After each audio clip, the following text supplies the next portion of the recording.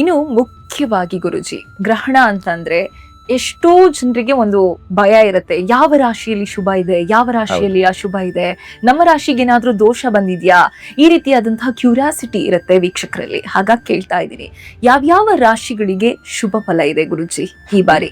ನೋಡಿ, ಗ್ರಹಣದ ಸಂದರ್ಭದಲ್ಲಿ ಆಗುವಂತಹ ರಾಶಿಯಿಂದ ನಾವು ಲೆಕ್ಕಾಚಾರ ಮಾಡಿದ್ರೆ ಒಂದಷ್ಟು ರಾಶಿಗಳಿಗೆ ಒಳ್ಳೆ ಫಲಗಳನ್ನು ನಿರೀಕ್ಷೆಯನ್ನು ಮಾಡಬಹುದು. ಒಂದು 3-4 ರಾಶಿಗಳಿಗೆ ಒಂದಷ್ಟು ಪ್ರಾಬ್ಲಮ್ ಬರುವಂತದ್ದು ಇರುತ್ತೆ.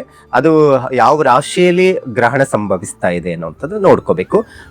ಪುಷ್ಯ ನಕ್ಷತ್ರದಲ್ಲಿ ಪ್ರಾರಂಭದಲ್ಲಿ ಆ ದಿನ ಇರುತ್ತೆ, ನಂತರ ಆಶ್ಲೇಷ ನಕ್ಷತ್ರ ಬರುತ್ತೆ. ಹಾಗಾಗಿ ನಮಗೆ ಭಾರತದ ಆಚರಣೆ ಅಂತ ಬಂದಾಗ ಈ ಕೆಲವೊಂದೆಲ್ಲ ಬೆಳಗ್ಗಿನ ಜಾವದ ಒಂದಷ್ಟು ನಕ್ಷತ್ರಗಳ ಎಣಿಕೆ ಇದೆಲ್ಲವನ್ನ ನೋಡಿದಾಗ ಆಶ್ಲೇಷ ನಕ್ಷತ್ರವನ್ನ ಪರಿಗಣನೆ ತೆಗೆದುಕೊಳ್ಳುವಂಥದ್ದು ಇರುತ್ತೆ.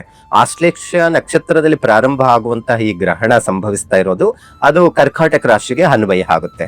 ಈಗಾಗಲೇ ಕರ್ಕಾಟಕ ರಾಶಿಗಳಲ್ಲಿ ಇರುವಂತಹ ಗ್ರಹಗಳ ಸ್ಥಿತಿಗತಿಗಳನ್ನ ನಾವು ನೋಡಿದಾಗ ಚಂದ್ರ, ರವಿ ಇವೆಲ್ಲವೂ ಕಾಂಬಿನೇಷನ್ಸ್ ನಾವು ನೋಡ್ತಾ ಇರ್ತೀವಿ. ಸೊ ಇವೆಲ್ಲವೂ ಏನಾಗುತ್ತೆ, ಒಂದಷ್ಟು ಪರಿಣಾಮಗಳು ಬೀಳುವಂಥದ್ದು ಇರುತ್ತೆ, ಒಂದಷ್ಟು ರಾಶಿಗಳಿಗೆ ಶುಭ ಫಲಗಳನ್ನು ಕೊಡುವಂಥದ್ದು ಇರುತ್ತೆ. ಇದೇ ಕರ್ಕಾಟಕ ರಾಶಿಯಲ್ಲಿ ಗುರು ಪರಮೋಚ್ಚ ಸ್ಥಾನದಲ್ಲಿದೆ. ಸೊ ಹಾಗಾಗಿ ಮೀನ ರಾಶಿಯವರೆಗೆ ಒಂದಷ್ಟು ಶುಭ ಫಲಗಳನ್ನ ಕೊಡುತ್ತಾ, ಅಶುಭ ಫಲಗಳು ಕೊಡುತ್ತಾ, ನಾನು ರಾಷ್ಟ್ರಾಧಿಪತಿ ಗುರು ಕರ್ಕಾಟಕ ರಾಶಿಯಲ್ಲೇ ಇದ್ದಾರೆ, ಗ್ರಹಣ ಮೂಡ್ಬಿಡುತ್ತಂತೆ, ಸರಿ ಇಲ್ವಲ್ಲ ಅನ್ನುವಂಥದ್ದೆಲ್ಲ ಒಂದಷ್ಟು ಕೆಟ್ಟ ಅಭಿಪ್ರಾಯಗಳನ್ನ ನಾವು ನೋಡ್ತಾ ಇದ್ವಿ.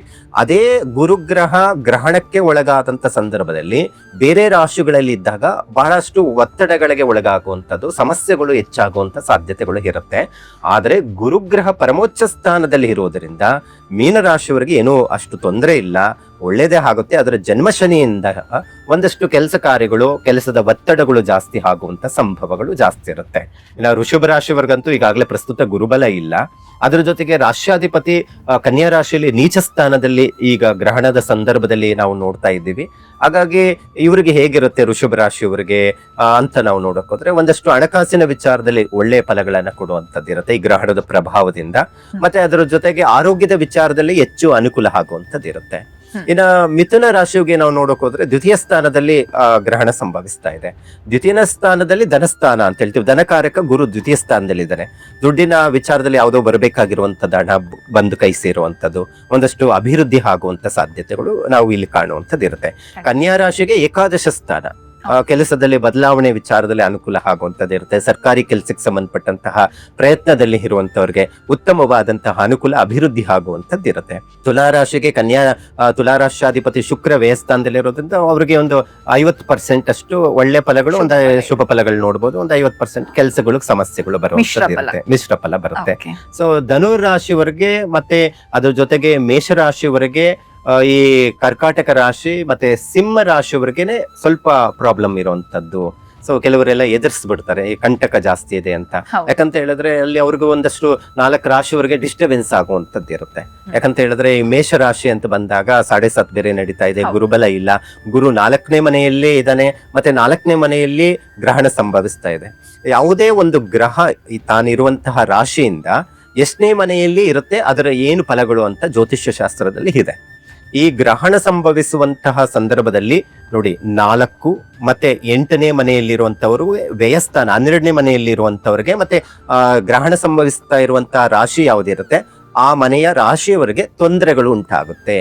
ಸೊ ಏನೇನ್ ತೊಂದರೆಗಳಾಗುತ್ತೆ, ಸೊ ಇದೊಂದಷ್ಟು ಲೆಕ್ಕಾಚಾರ ಇದೆ. ಸೊ ಮೊದಲಿಗೆ ಮೇಷರಾಶಿವರ್ಗೆ ಅಂತ ನಾವು ನೋಡಕ್ ಹೋದ್ರೆ 4ನೇ ಮನೆಯಲ್ಲಿ ಗ್ರಹಣ ಸಂಭವಿಸ್ತಾ ಇರೋದ್ರಿಂದ 4ನೇ ಮನೆ ತಾಯಿ ಸ್ಥಾನ ಮತ್ತೆ ಸ್ವಗೃಹ ಯೋಗವನ್ನ ಸೃಷ್ಟಿ ಮಾಡುತ್ತೆ, ವಿದ್ಯಾಸ್ಥಾನ ಅಂತ ಹೇಳುತ್ತೆ. ವಿದ್ಯಾರ್ಥಿಗಳಿಗೆ ಬಹಳ ಹುಷಾರಾಗಿರ್ಬೇಕು. ಹೈಯರ್ ಎಜುಕೇಶನ್ ಮಾಡ್ತಾ ಇದ್ದೀರಾ, ಸೊ ಎಜುಕೇಶನ್ ಅಲ್ಲಿ ಏನಾದ್ರೂ ಡಿಸ್ಟರ್ಬೆನ್ಸ್ ಆಗುವಂತದ್ದು, ಮತ್ತೆ ಹುಡುಗರಿಂದನೇ ಓದುವಂತಹ ಸಂದರ್ಭದಲ್ಲೇ ಸ್ಕೂಲ್ ಅಥವಾ ಕಾಲೇಜಲ್ಲಿ ಏನಾದ್ರೂ ಡಿಸ್ಟರ್ಬೆನ್ಸ್ ಆಗೋದು, ವಾಹನಗಳಲ್ಲಿ ಹುಷಾರಾಗಿ ಓಡಾಡ್ಬೇಕು. ಒಂದು 15 ದಿನ ಸುಮ್ನೆ ಬೈಕ್ ಎತ್ಕೊಂಡು ಹೇಗಂದ್ರೆ ಹೋಗಿ ಬಿದ್ದು ಹೇಟ್ ಮಾಡ್ಕೊಳ್ಳೋದು. ಸೊ ಈ ತರ ಪ್ರಾಬ್ಲಮ್ ಆಗುತ್ತೆ. ಮತ್ತೆ ಮೈನ್ ಆಗಿ ಬಿಸ್ನೆಸ್ ಅಲ್ಲಿ ಇರುವಂತವ್ರು, ಅದು ರಿಯಲ್ ಎಸ್ಟೇಟ್ ಅಲ್ಲ ಆಗಬಹುದು, ಅಥವಾ ಈ ಕೆಲವೊಂದೆಲ್ಲ ಕಟ್ಟಡ ನಿರ್ಮಾಣ ಮಾಡಿ ಒಂದಷ್ಟು ಮಾರುವಂತದ್ದು ಇರುತ್ತೆ. ಸೊ ಯಾರೆಲ್ಲ ಭೂಮಿ ಅಥವಾ ರೈತರು ಭೂಮಿ ವಿಚಾರದಲ್ಲಿ ಒಂದಷ್ಟು ಕೆಲಸ ಮಾಡ್ತಾ ಇರುವಂತವ್ರು ಹೆಚ್ಚಿನ ಮಟ್ಟಿಗೆ ಹೂಡಿಕೆ ವಿಚಾರದಲ್ಲಿ ಮಾಡಕ್ ಹೋಗ್ಬೇಡಿ. ಒಂದು 15 ದಿನ ಏನಾದ್ರೂ ಮನೆ ತೆಗೆದುಕೊಳ್ಳುವಂತ ವಿಚಾರ ಅಥವಾ ಕೆಲವೊಂದೆಲ್ಲ ಈ ರಿಯಲ್ ಎಸ್ಟೇಟ್ ಅಲ್ಲಿ ಇರುವಂತವ್ರಿಗಂತೂ ದಿಢೀರಂತ ಯಾವುದೋ ಒಂದು ಬಂಡವಾಳ ಹಾಕ್ಬಿಡ್ತಾರೆ, ಅದು ಬಂದ್ಬಿಟ್ಟು ಒಂದು ಲಿಟಿಗೇಷನ್ ಇರುವಂತ ಪ್ರಾಪರ್ಟಿಗೆ ಸಿಕ್ಕಾಕೊಂಡು ತೊಂದರೆ ಅನುಭವಿಸುವಂತ ಒಂದು ಸಮಸ್ಯೆ ಬರುವಂತದ್ದಿರುತ್ತೆ. ಅದಕ್ಕೋಸ್ಕರ ಈ 4ನೇ ಮನೆಯಲ್ಲಿ ಸಂಭವಿಸ್ತಾ ಇರುವಂತಹದ್ದು ಮೇಷರಾಶಿಯವರಿಗೆ ಏನಿದೆ ಇವೆಲ್ಲವೂ ಪ್ರಾಬ್ಲಮ್ ಬರುವಂತದ್ದಿರುತ್ತೆ. ಇನ್ನ ಕರ್ಕಾಟಕ ರಾಶಿಯವರಿಗೆ ಅಂತ ನಾವು ನೋಡಕ್ ಹೋದ್ರೆ ಆ ಕರ್ಕಾಟಕ ರಾಶಿಯಲ್ಲೇ ಜನ್ಮ ರಾಶಿಯಲ್ಲಿ ಈ ಗ್ರಹಣ ಸಂಭವಿಸ್ತಾ ಇದೆ. ಹಾಗಾಗಿ ಪ್ರತಿ ಕರ್ಕಾಟಕ ರಾಶಿಯವರು ಯಾರೆಲ್ಲ ಇದ್ದಾರೆ, ಪುನರ್ವಸು ನಕ್ಷತ್ರ 4ನೇ ಪಾದ ಅನ್ವಯ ಆಗುತ್ತೆ, ಪುಷ್ಯ ನಕ್ಷತ್ರ, ಆಶ್ಲೇಷ ನಕ್ಷತ್ರ 4 ಪಾದಗಳು ಇದೇ ಕರ್ಕಾಟಕ ರಾಶಿಯಲ್ಲಿ ಇರುವಂತದ್ದಾಗಿರುತ್ತೆ.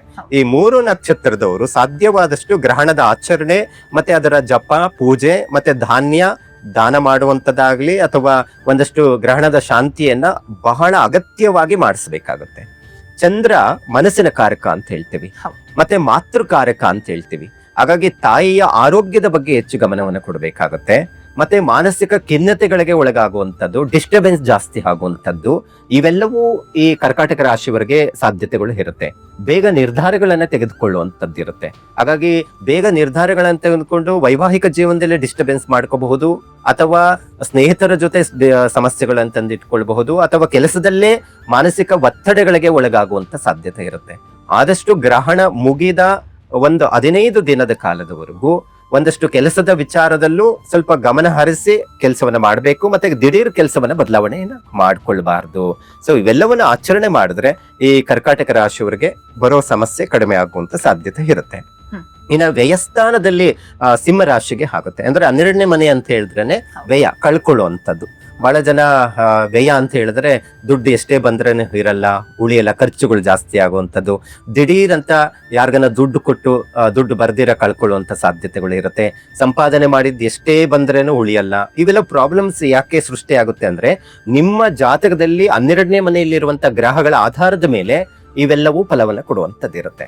ಹಾಗಾಗಿ ಗ್ರಹಣದ ವಿಚಾರದಲ್ಲಿ ನಾವು ಗೋಚಾರ ಅಂದ್ರೆ ವರ್ಷ ಫಲ, ಮತ್ತೆ ಈ ತರ ಗ್ರಹಣ ಸಂಭವಿಸುವಂತ ಸಂದರ್ಭದಲ್ಲಿ 12ನೇ ಮನೆಯಲ್ಲಿ ಭಾರಿ ದೊಡ್ಡ ವ್ಯಯ ಕಳ್ಕೊಳ್ಳುವಂತ ಪರಿಸ್ಥಿತಿ ಆಗುವಂತದ್ದಿರುತ್ತೆ. ಹಣಕಾಸಿನ ವಿಚಾರದಲ್ಲಿ ಸ್ವಲ್ಪ ಜಾಗೃತೆ ವಹಿಸಬೇಕು. ಯಾಕಂತ ಹೇಳಿದ್ರೆ ರಾಷ್ಟ್ರಾಧಿಪತಿ ಸಿಂಹ ರಾಶಿಗೆ ರವಿ ಗ್ರಹವಾಗಿದ್ದು, ರವಿಯೇ ಗ್ರಹಣಕ್ಕೆ ಈಡಾಗಿರೋದ್ರಿಂದ ಒಂದಷ್ಟು ಮಾನಸಿಕ ಒತ್ತಡಗಳು ಒಳಗಾಗಬಹುದು, ದುಡ್ಡು ಕಳ್ಕೊಳ್ಳುವಂತ ಸಾಧ್ಯತೆಗಳು ಹೆಚ್ಚಾಗಿರುತ್ತೆ. ಮತ್ತೆ ತಂದೆಯ ಆರೋಗ್ಯದ ಬಗ್ಗೆ ಹೆಚ್ಚು ಗಮನವನ್ನ ಕೊಡಬೇಕಾಗುತ್ತೆ. ಇವೆಲ್ಲವನ್ನು ಗಮನ ಹರಿಸಿ ಒಂದಷ್ಟು ವ್ಯವಹಾರವನ್ನ ಮಾಡೋದು ಬಹಳ ಅಗತ್ಯ ಇರುತ್ತೆ. ಇನ್ನ ಧನುರ್ ರಾಶಿಯವರಿಗೆ, ಯಾಕಂದ್ರೆ ಈ 4ನೇ ರಾಶಿ ಅಂದ್ರೆ ಧನುರ್ ರಾಶಿಯವರಿಗೆ ಅಷ್ಟಮ ಈ ಗ್ರಹಣ ಸಂಭವಿಸ್ತಾ ಇರೋದು. ಅಷ್ಟಮ ಅಂದ್ರೆ 8ನೇ ಮನೆ. ಸೊ 8ನೇ ಮನೆ ಬಂದು ನಮಗೆ ಆಯುಷ್ಯ ಸ್ಥಾನವಾಗಿರುತ್ತೆ. ಮತ್ತೆ ಇದೇ ಧನುರ್ ರಾಶಿಯಾಧಿಪತಿ ಗುರು ಗ್ರಹವಾಗಿದ್ದು, ಮೀನ ರಾಶಿಗೂ ಗುರು ಅಧಿಪತಿ ಆಗಿರ್ತಾನೆ, ಧನುರ್ ರಾಶಿಗೂ ಗುರು ಅಧಿಪತಿ ಆಗಿರ್ತಾನೆ. ಆದ್ರೆ ಮೀನ ರಾಶಿಗೆ ಯಾಕೆ ನಾನು ಅಷ್ಟು ಪರಿಣಾಮ ಬೀಳಲ್ಲ ಅಂತ ನಾನು ಹೇಳಿದ್ದೀನಂದ್ರೆ, ಪಂಚಮ ಸ್ಥಾನದಲ್ಲಿ ಗ್ರಹಣ ಸಂಭವಿಸ್ತಾ ಇದೆ. ಪಂಚಮ ಅಷ್ಟು ಕೆಟ್ಟ ಫಲಗಳನ್ನ ಕೊಡೋದಿಲ್ಲ. ಆದ್ರೆ ಅಷ್ಟಮ ಸ್ಥಾನದಲ್ಲಿ ಗ್ರಹಣ ಸಂಭವಿಸ್ತಾ ಇರೋದ್ರಿಂದ ಅದು ರಾಷ್ಟ್ರಾಧಿಪತಿ ಗುರುಗ್ರಹವಾಗಿದ್ದು ಪರಮೋಚ್ಚ ಸ್ಥಾನದಲ್ಲಿ ಇದ್ರೂ ಸ್ವಲ್ಪ ತೊಂದರೆಗಳು ಉಂಟಾಗುವಂತದ್ದಿರುತ್ತೆ. ಈಗಾಗಲೇ ಅನಾರೋಗ್ಯಕ್ಕೆ ಒಳಗಾಗಿದ್ದೀರಾ, ಒಂದಷ್ಟು ಆರೋಗ್ಯದ ಸಮಸ್ಯೆ ಇದೆ ಅಂದ್ರೆ ಸ್ವಲ್ಪ ತೋರಿಸ್ಕೊಳ್ಳಿ. ಮತ್ತೆ ಏನಾದ್ರೂ ಸರ್ಜರಿಗಳಾಗುವಂಥದ್ದು ಏನಾದ್ರೂ ಈಗಾಗಲೇ ಅಷ್ಟು ಮಟ್ಟಿಗೆ ಆರೋಗ್ಯ ಸಮಸ್ಯೆ ಇದೆ ಅಂತ ಹೇಳಿದ್ರೇನು ಒಂದಷ್ಟು 15 ದಿನಗಳ ಮುಂಚಿತವಾಗಿ ಅಥವಾ ಆದ್ಮೇಲೆ ಈ ಕೆಲವೊಂದೆಲ್ಲ ಆಪರೇಷನ್ಗಳೆಲ್ಲ ಮಾಡಿಸ್ಕೊಂಡ್ರೆ ಒಳ್ಳೇದಿದೆ. ಹಾಗಾಗಿ ವೈದ್ಯರನ್ನ ಗಮನ ಹರಿಸಿ ಅದು ಮಾಡ್ಲೇಬೇಕಂದ್ರೆ ಏನು ಮಾಡಕ್ಕಾಗಲ್ಲ, ಸ್ವಲ್ಪ ಆರೋಗ್ಯದ ಮೇಲೆ ಪರಿಣಾಮ ಬೀಳುವಂತದ್ದಿರುತ್ತೆ. ಮತ್ತೆ ಇವ್ರಿಗೆ ಈ ಏನು ಧನುರ್ ರಾಶಿಯವರಿಗೆ ಅರ್ಧಾಷ್ಟಮ ಶನಿ ಬೇರೆ ನಡೀತಾ ಇದೆ. ಸೊ ಹಾಗಾಗಿ ಅರ್ಧಾಷ್ಟಮ ಶನಿ ಪ್ರಭಾವ ಇರೋದ್ರಿಂದ ಮತ್ತೆ ಅದ್ರ ಜೊತೆಗೆ ಗ್ರಹಣ ಸಂಭವಿಸ್ತಾ ಇರೋದ್ರಿಂದ ಈಗಾಗಲೇ ಡ್ರೈವಿಂಗ್ ವೃತ್ತಿಯಲ್ಲಿ ಇರುವಂತವ್ರು ಅಥವಾ ಪ್ರತಿನಿತ್ಯ ಕೆಲಸಗಳಿಗೆ ಹೋಗುವಂತವ್ರು ಅಥವಾ ವಾಹನ ಓಡಿಸುವಂತವ್ರು ಸ್ವಲ್ಪ ಜಾಗೃತೆ ವಹಿಸಬೇಕಾಗುತ್ತೆ. ದಿಢೀರಂತ ಸ್ಪೀಡಾಗಿ ಹೋಗಿ ಏನೋ ಗಾಡಿ ಅಪಘಾತಗಳನ್ನ ಮಾಡಿಕೊಳ್ಳುವಂಥದ್ದು, ಆಯುಷ್ಯಕ್ಕೆ ಕುಂಠಿತ ಮಾಡುವಂಥದ್ದು, ಇವೆಲ್ಲವೂ ಹೊಡ್ತಾ ಬರುವಂಥದ್ದು ಇರುತ್ತೆ. ಹಾಗಾಗಿ ಸ್ವಲ್ಪ ಜಾಗೃತೆ ವಹಿಸ್ಬೇಕು. ಈಗ ಬಹಳ ಜನ ನಂದು ಧನುರ್ ರಾಶಿ ಗುರುಗಳು ಬೇರೆ ಹೇಳ್ತಾ ಇದಾರೆ, ಏನೋ ಅಪಘಾತ ಆಗ್ಬಿಡುತ್ತೆ, ಭಯ ಬೀಳುವಂಥದ್ದಿಲ್ಲ, ಸ್ವಲ್ಪ ಜಾಗೃತೆ ವಹಿಸ್ಬೇಕಾಗುತ್ತೆ. ಈಗ ಬೈಕಲ್ಲಿ ಹೋಗ್ತಾ ಇರ್ತಾನೆ, ದಿಢೀರ್ ನಾಯಿ ಅಡ್ಡ ಬಂದ್ಬಿಡ್ತು, ನೋಡಿ ಗುರುಗಳು ಹೇಳ್ದಂಗ ಆಗೋಯ್ತು. ಅದು ನಾನು ಹೇಳ್ದಂಗಲ್ಲ, ಆ ಗ್ರಹಣ ಸಂಭವಿಸುವಂತ ಸಂದರ್ಭದಲ್ಲಿ ಅಷ್ಟಮ ಸ್ಥಾನದಲ್ಲಿ ಆ ತರ ಗ್ರಹಗಳ ಸಂಯೋಗದಿಂದ ಒಂದಷ್ಟು ಡಿಸ್ಟರ್ಬೆನ್ಸ್ ಆಗುವಂಥದ್ದು ಕಂಡು ಬರುವಂಥದ್ದು ಇರುತ್ತೆ. ಮತ್ತೆ ಒಂದಷ್ಟು ಸರ್ಜರಿಗಳಿಗೆ ಚಿಂತೆಗೆ ಒಳಗಾಗುವಂತದ್ದಿರುತ್ತೆ, ಒಂದಷ್ಟು ಅತಿಯಾದಂತಹ ಮಾನಸಿಕ ಒತ್ತಡಗಳಿಗೆ ಒಳಗಾಗುವಂತದ್ದಿರುತ್ತೆ, ಕೆಲಸ ಕಳ್ಕೊಳ್ಳುವಂತದ್ದಿರುತ್ತೆ. ಇವೆಲ್ಲವೂ ಈ 15 ದಿನದ ಕಾಲದವರೆಗೂ ಗ್ರಹಣ ಆದ ಮೇಲೆ ನಡೆಯುವಂತಹ ವಿಚಾರಗಳಾಗಿರುತ್ತೆ. ಸೊ ಅದಕ್ಕೆ ಇವೆಲ್ಲ ಗ್ರಹಣದ ಆಚರಣೆ ಮತ್ತೆ ಒಂದಷ್ಟು ಜಪ ಪೂಜೆ ಇವನ್ನೆಲ್ಲ ಹೇಳುವಂತದ್ದಿರುತ್ತೆ. ಖಂಡಿತ ಗುರುಜಿ. ಇನ್ನು ಈ ಅಶುಭ ಫಲ ಇರುವವರು 15 ದಿನಗಳ ಕಾಲ ಈ ಅಶುಭ ಫಲ ಇರುತ್ತೆ ಅಂತ ಹೇಳಿದ್ರೆ, ಹಾಗಾಗಿ ಏನಾದ್ರೂ ಒಂದು ಸರಳವಾದಂತಹ ವಿಧಾನದಲ್ಲಿ ಪರಿಹಾರ ಮಾಡಿಕೊಳ್ಳಬಹುದು, ಎಲ್ಲಾ ರಾಶಿಯವರಿಗೂ ಅನುಕೂಲ ಆಗುವಂತದ್ದು ಏನಾದ್ರೂ ಒಂದು ಪರಿಹಾರ ಗುರುಜಿ? ನೋಡಿ, ಯಾವಾಗ್ಲೂ ಅಷ್ಟೇ ಈ ಗ್ರಹಣ ಯಾರಿಗೆಲ್ಲ ಅಶುಭವನ್ನ ತಂದು ಕೊಡುತ್ತೋ ಅಂತವರು ಸಾಧ್ಯವಾದಷ್ಟು ಸಹ ಗ್ರಹಣದ ಶಾಂತಿ ಪೂಜೆಯನ್ನ ಮಾಡಿ. ಏನ್ ಮಾಡ್ಕೋಬೇಕು, ಇಲ್ಲಿ ಸಂಭವಿಸ್ತಾ ಇರುವಂತದ್ದು ಸೂರ್ಯಗ್ರಹಣ ಆಗಿರೋದ್ರಿಂದ ಸೂರ್ಯನಿಗೆ ಸಂಬಂಧಪಟ್ಟಂತದ್ದು ಧಾನ್ಯ, ಸಾಮಾನ್ಯವಾಗಿ ಗೋಧಿ ನಾವು ಪೂಜೆಯನ್ನ ಸೂರ್ಯನ ಆರಾಧನೆ ಮಾಡುವಾಗ ನಾವು ಇಟ್ಟು ಪೂಜೆಯನ್ನ ಮಾಡ್ತೀವಿ. ಹಾಗಾಗಿ ಗೋಧಿ ಮತ್ತೆ ಕೆಂಪು ವಸ್ತ್ರ ಮತ್ತೆ ಗ್ರಹಣ ಸಂಭವಿಸ್ತಾ ಇರುವಂತಹ ರಾಶಿ ಅಂತ ಹೇಳಿದ್ರೆ ನಮಗೆ ಭಾರತದ ಸಂದರ್ಭದಲ್ಲಿ ಲೆಕ್ಕಾಚಾರದಲ್ಲಿ ಸಮಯದಲ್ಲಿ ಕರ್ಕಾಟಕ ರಾಶಿ ಆಗಿರುತ್ತೆ. ಹಾಗಾಗಿ ಕರ್ಕಾಟಕ ರಾಷ್ಟ್ರಾಧಿಪತಿ ಚಂದ್ರ ಅಕ್ಕಿ, ಗೋಧಿ ಮತ್ತೆ ಅಕ್ಕಿ, ಕೆಂಪು ವಸ್ತ್ರ ಮತ್ತೆ ಹುರುಳಿಕಾಳು ಈ 3 ಧಾನ್ಯವನ್ನ ಪೂಜೆಯನ್ನ ಮಾಡಿ ಅದನ್ನ ಗ್ರಹಣ ಆದ ಮಾರನೇ ದಿನ ಅದನ್ನ ದಾನ ಮಾಡುವಂಥದ್ದು. ದೇವಸ್ಥಾನಕ್ಕೆ ಕೊಡಿ ಅನ್ನುವಂಥದ್ದು ಏನಿಲ್ಲ, ಅನಾಥಾಶ್ರಮ ಆಗಬಹುದು ಅಥವಾ ನಿಮ್ಮ ಸಮೀಪದ ದೇವಸ್ಥಾನದಲ್ಲಿ ಅರ್ಚಕರು ತಗೊಂತಾರೆ ಅಂತ ಹೇಳಿದ್ರೆ ಅದನ್ನ ಪ್ರಾರ್ಥನೆ ಮಾಡಿಕೊಂಡು ನಮಗೆ ಯಾವುದೇ ರೀತಿ ಗ್ರಹಣದ ಪ್ರಭಾವ ಬೀಳಬಾರ್ದು, ಒಳ್ಳೇದಾಗ್ಲಿ ಅಂತ ಹೇಳಿ ದಾನವನ್ನ ಕೊಡಬಹುದು. ಮತ್ತೆ ಇನ್ನ ಕೆಲವು ಬೇರೆ ಧರ್ಮದಲ್ಲಿ ಇರುವಂತವ್ರು ಇದ್ದಾರೆ. ಯಾಕಂದ್ರೆ ಗ್ರಹಣ ಅಂತ ಹೇಳಿದ್ರೆ ನಮ್ಮ ಹಿಂದೂಗಳಿಗೇನೆ ಆಗುತ್ತಾ, ಎಲ್ಲಾ ಜೀವರಾಶಿಗಳಿಗೂ ಗ್ರಹಣದ ಪ್ರಭಾವ ಇದ್ದೇ ಇರುತ್ತೆ. ಹಾಗಾಗಿ ಒಂದು ಸೂರ್ಯ ನಮಸ್ಕಾರ, ಸೂರ್ಯನ ಪ್ರಾರ್ಥನೆ ಮಾಡ್ಕೊಂಡ್ರೇನೋ ಆಗುವಂಥದ್ದಿರುತ್ತೆ. ಇಲ್ಲ ಅಂತ ಹೇಳಿದ್ರೆ ಕೆಲವು ವಿದೇಶದಲ್ಲಿ ಇರುವಂತವ್ರು ಇರ್ತಾರೆ, ನಮ್ಮ ಭಾರತೀಯರು ವಿದೇಶದಲ್ಲಿ ಇದ್ದಾರೆ, ಅಲ್ಲಿ ದೇವಸ್ಥಾನಗಳಿಲ್ಲ, ಇವೆಲ್ಲ ಧಾನ್ಯ ಮಾಡ್ಲಿಕ್ಕೆ ಆಗೋದಿಲ್ಲ ಅಂತ ಹೇಳಿದ್ರೆ ಆದಿತ್ಯ ಹೃದಯ ಸ್ತೋತ್ರ ಪಾರಾಯಣ ಮಾಡಿ. ನಿಮ್ಗೆ ಫೋನಲ್ಲೇ ಸಿಕ್ಬಿಡುತ್ತೆ. ಆದಿತ್ಯ ಹೃದಯ ಸ್ತೋತ್ರವನ್ನ ಪಾರಾಯಣ ಮಾಡೋದು ಅಥವಾ ಹೇಳ್ಕೊಳಕ್ ಆಗ್ಲಿಲ್ಲ ಅಂದ್ರೆ ಕೇಳಿದ್ರೇನು ಒಳ್ಳೇದು. ಸೂರ್ಯ ನಮಸ್ಕಾರ, ಒಂದು ಸೂರ್ಯ ನಮಸ್ಕಾರದಲ್ಲಿ 2 ಪ್ರಕಾರವನ್ನ ಮಾಡೋದು. ಏನು, ಯೋಗದಲ್ಲಿ ಸೂರ್ಯ ನಮಸ್ಕಾರವನ್ನ ಮಾಡೋ 12 ಆಸನಗಳು ಇದಾವೆ. ಸೊ ಆ ನಂತರ ಬೇಕಾದ್ರೆ ಸೂರ್ಯ ನಮಸ್ಕಾರ ಮಾಡಿ ಅರ್ಘ್ಯವನ್ನ ಬಿಡುವಂತದ್ದಿರುತ್ತೆ. ಆದ್ರೆ ಈ ಕರ್ಕಾಟಕ ರಾಶಿಯವರು ಮತ್ತೆ ಈ ಧನುಸು ರಾಶಿಯವರು ಇದ್ದಾರೆ, ಅವ್ರಿಗೆ ಈ ಏನು 12ನೇ ತಾರೀಕು ಗ್ರಹಣ ಸಂಭವಿಸ್ತಾ ಇದೆ ಅದೊಂದಷ್ಟು ಹೆಚ್ಚು ತೊಂದರೆಗಳು ಆಗುವಂತದ್ದಿರುತ್ತೆ.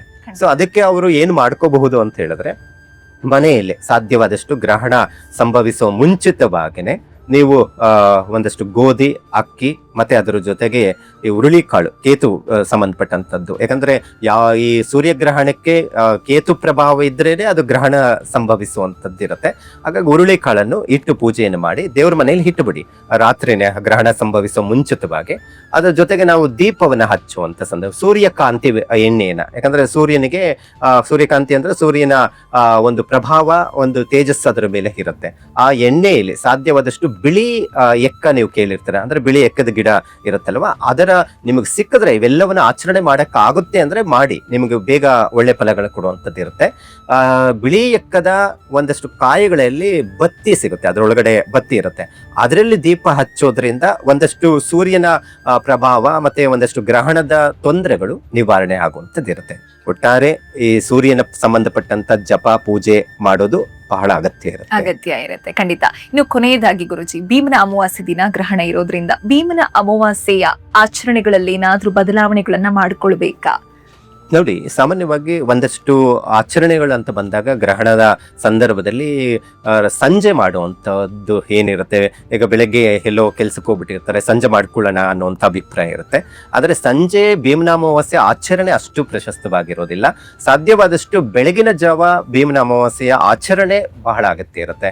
ಬೆಳಗ್ಗೆನೆ ನೀವು ಕೆಲ್ಸಕ್ಕೆ ಹೋಗೋ ಮುಂಚಿತವಾಗಿ ಪತಿಯ ಪಾದ ಪೂಜೆ ಅಥವಾ ಒಂದು ನಮಸ್ಕಾರವನ್ನು ಮಾಡ್ಕೊಳ್ಳುವಂಥದ್ದು, ಇದೆಲ್ಲ ಆಚರಣೆ ಏನಾದರೂ ಮಾಡಬೇಕು ಅನ್ನುವಂಥದ್ದು ಇರುವಂಥವ್ರು ಆಚರಣೆ ಮಾಡಬಹುದು. ಮತ್ತೆ ರಥದ ಆಚರಣೆಗಳು ಇರುತ್ತೆ, ಅಂದ್ರೆ ಭೀಮೇಶ್ವರನ ಒಂದಷ್ಟು ಭಾವಚಿತ್ರ, ಪಾರ್ವತಿ ಮತ್ತೆ ಅದ್ರ ಜೊತೆಗೆ ಶಿವನ ಭಾವಚಿತ್ರ ಇಟ್ಟು 2 ದೀಪವನ್ನ ಇಟ್ಟು ಮತ್ತೆ ಅದ್ರ ಜೊತೆಗೆ ಕೆಲವೊಂದೆಲ್ಲ ಅಣ್ಣ ತಮ್ಮಂದ್ರೆಲ್ಲ ಚೆನ್ನಾಗಿರ್ಲಿ ಅಂತ ಹೇಳಿ ಒಂದಷ್ಟು ಪೂಜೆಗಳನ್ನ ಸಲ್ಲಿಸುವಂಥದ್ದು ಇರುತ್ತೆ. ಇದೆಲ್ಲವೂ ಬೆಳಗಿನ ಜಾವ ಆಚರಣೆ ಮಾಡಿದ್ರೆ ಬಹಳ ಒಳ್ಳೇದು. ಹಾಗಾಗಿ ಸಂಜೆ ಅಮಾವಾಸ್ಯೆ ಮತ್ತೆ ಅದರ ಜೊತೆಗೆ ಈ ಗ್ರಹಣ ಸಂಭವಿಸ್ತಾ ಇರುವಂತದ್ದು ಅಷ್ಟೊಂದು ಪ್ರಶಸ್ತವಾಗಿ ಇರೋದಿಲ್ಲ. ಖಂಡಿತ.